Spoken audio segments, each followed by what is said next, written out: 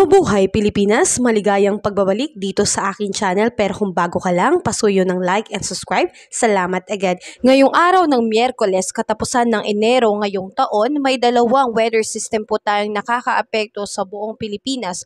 Ang Northeast Monsoon o ang hanging amihan ay direktang nakakaapekto po sa Luzon at Visayas, samantalang ang trough ng low pressure area ay nakakaapekto po sa Mindanao. Sa ngayon po, ang eksaktong lokasyon ng LPA na nabanggit sa labas ng Philippine Area of Responsibility ay nasa 520 kilometers southeast of Davao City. Kaya naman kahit medyo malayo ito sa ating bansa ay nakakaapekto pa rin ito at nagdadala po ng maulan na panahon, particular na dito sa Mindanao. Maliit lamang po ang tsansa na makapasok ito sa PAR. Patuloy po nating antabayanan kung ano po ang magiging direksyon ng LPA na ito, kung papasok man o hindi po sa ating bansa. Samantalang dito po sa Cagayan Valley, Aurora at Quezon ay patuloy na makakaranas ng maulap na papawirin na meron pong mahinang pag-ulan. Dulot po ito ng hanging amihan. Wala naman pong significant impact. Dito po sa atin sa Metro Manila at ilang bahagi ng Luzon at Visayas, tuloy pong makakaranas ng bahagyang maulap hanggang sa maulap na papawirin na meron pong isolated rains.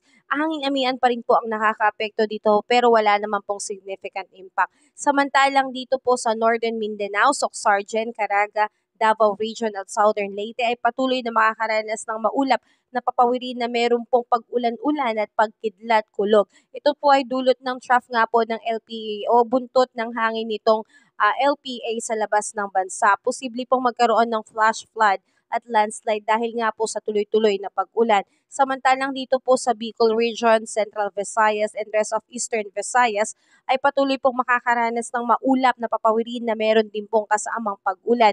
Dulot naman po ito ng hanging amihan. Posible rin pong magkaroon ng pagbaha dito at landslide dahil nga po magiging tuloy-tuloy po ang pag-ulan. Kaya ugaliin po nating magdala ng payong at maging updated sa ating ulat panahon dahil posible pong magkaroon po ng pagbabago. Dahil po sa tuloy-tuloy na pagkakaroon ng ulan po dito sa ating bansa, may ibinaba pong rainfall advisory sa lugar ng Eastern Samar, Leyte, Biliran, Southern Leyte, Cebu, Siquijor, Negros Oriental at Negros Occidental. Kaya mag-ingat po tayo sa mga kababayan dahil posible po talaga ang pagkakaroon ng pagbaha at landslide sa nasabing lugar dahil magiging tuloy-tuloy pang pag-ulan mula 2 hanggang 3 oras po ito. Samantalang sa lagay naman po ng ating baybayin dito sa Pilipinas ay meron pa rin pong nakataas na gale warning signal sa ilang baybayin ng Eastern Seaboard of Southern Luzon, Eastern Seaboard of Visayas at Eastern Seaboards of Mindanao. Kung kasama pa ang inyong baybayin na nakatala dito sa listahan, mga mangingisda po ay hindi po muna pinahihintulutang pumalaot dahil sadyang napakataas at napakalakas po